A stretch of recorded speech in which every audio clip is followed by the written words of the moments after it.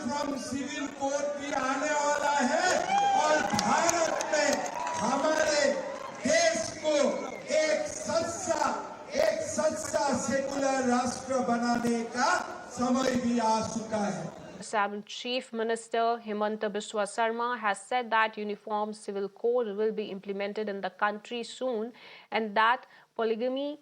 would come to an end. Assam CM made the remarks during an event in Telangana. He reiterated that his state government has already constituted a 4-member expert committee to examine the legislative competence to end polygamy.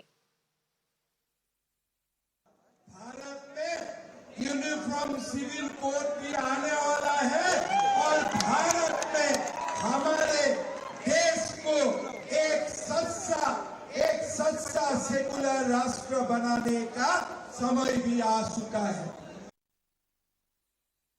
और इसी पर ज्यादा जानकारी के लिए मेरे सहयोगी मोहित इस वक्त फोन लाइन पर जुड़ चुके हैं। मोहित, अगर देखा जाए तो यूनिफॉर्म सिविल कोड को लेकर एक बार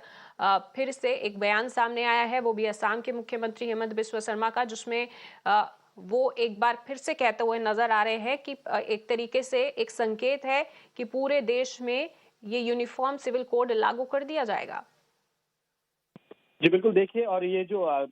हेमंत बिस्वा शर्मा जो असम के चीफ मिनिस्टर है, वो हिंदू एकता यात्रा जिसे ऑर्गेनाइज किया गया था तेलंगाना बीजेपी ने, और वहां पे तेलंगाना बीजेपी के बड़े नेता जिसमें बंडी संजय कुमार और भी कई नेता मौजूद थे, और ये एक तरह से एक पिच है बीजेपी का लोकसभा विधानसभा के तेलंगाना के, माफ कीजिएगा, चुनावों के लिए। और वहां पे उन्होंने ये कहा है कि यूनिफॉर्म सिविल कोड को जल्दी से जल्दी कंट्री में, पूरे देश भर में लागू किया जाएगा और पॉलीगैमी को भी अंत किया जाएगा। तो जिस प्रकार से हम देख रहे हैं कि हेमंता बिस्वा शर्मा काफी समय से जो एक मदरसों पे, इलीगल मदरसों पे असम में क्रैकडाउन कर रहे हैं और पॉलीगैमी को लेके एक पैनल बनाया है, क्योंकि असम सरकार का ये कहना है, असम में स्पेसिफिकली, कि जब चाइल्ड मैरिजेस के बारे में सर्वे हो रहा था, ये पता लगा कि कई जो काफी ज्यादा उम्र के लोग हैं वो कई शादियां कर रहे हैं। इसको लेकर एक पैनल भी बनाया गया है जिसमें कई जो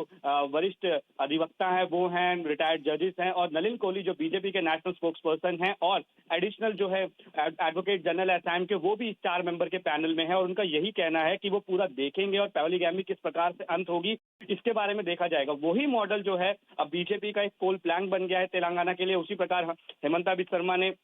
जब तेलंगाना गए तो उन्होंने फिर से यूनिफॉर्म सिविल कोड की बात की। उन्होंने कहा कि पूरे देश में यूनिफॉर्म सिविल कोड को लागू किया जाएगा। लेकिन खास बात यह है कि क्या ये सिर्फ एक पोल प्लान है, क्योंकि अगर केंद्र सरकार की बात करें तो यूसीसी पे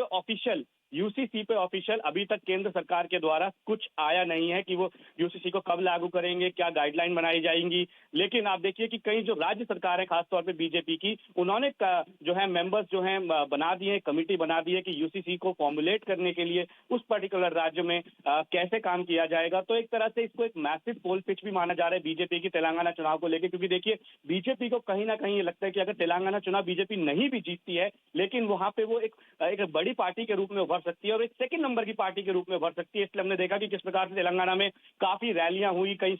वरिष्ठ मंत्री भी थे, प्रधानमंत्री भी खुद रैलियां करेंगे अब वहां पे जाके, क्योंकि तेलंगाना एक बड़ा राज्य है, एक साउथ का एक कॉरिडोर माना जा रहा है बीजेपी का, कि जहां से वो फिर से एंटर कर सकते हैं कर्नाटका की हार के बाद। और नेशनल एग्जीक्यूटिव मीट जो बीजेपी की सबसे बड़ी डिसीजन मेकिंग बॉडी की मीट होती है, लास्ट टाइम वो हैदराबाद में हुई थी, तेलंगाना में ही हुई थी। तो उसी प्रकार से एक बड़ा पोल प्लान किया जब हेमंता बिस्वा शर्मा ये कहते हैं कि राम राज्य यहाँ पे आएगा और राजा का रूल नहीं रहेगा, क्योंकि वो एक तरह से सीधा जो उनका हमला था वो तेलंगाना के चीफ मिनिस्टर के चंद्रशेखर राव पे था। यूनिफॉर्म सिविल कोड की इन्होंने बात की, पॉलीगैमी को बात करने के खत्म की। तो एक तरह से एक बड़ा पोल प्लान है बीजेपी का ये, और आने वाले समय में हम देख सकते हैं कि बीजेपी के बाकी नेता जब जाएंगे तो वो भी ये मुद्दा उठा सकते हैं।